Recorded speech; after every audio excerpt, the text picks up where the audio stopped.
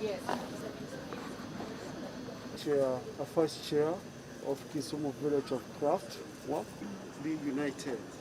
We can also give birth to a number of people.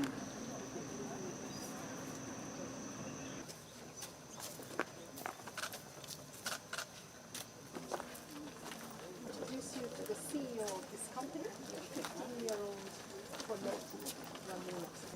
To make organizers contain